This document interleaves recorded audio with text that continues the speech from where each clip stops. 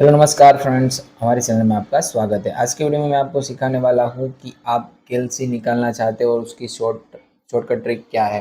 देखो, आपको यहाँ से कैल्सी ढूंढना पड़ता है बार बार, कहीं वो लोगों को मिलता नहीं है, तो शॉर्टकट से कैसे ला सकते हो। तो उसके लिए आपको क्या करना है, डायरेक्ट यहाँ मैं आपको बटन दिखा रहे हो वो प्रेस करना है। देखो, यहाँ विंडोज़ का बटन है, उसको क्लिक करके उसको दबा कर यहाँ पर आर को दबाना है। देखो, यहाँ आर को दबाना है तो आपके सामने ऐसा बॉक्स आ जाएगा। यहाँ पर आपको क्या सर्च करना है, CALC। देखो, इतना सर्च कर लेना है और यहाँ पर आपको वो इतना टाइप कर लेना है और यहाँ पर आपको ओके पर दबाना है।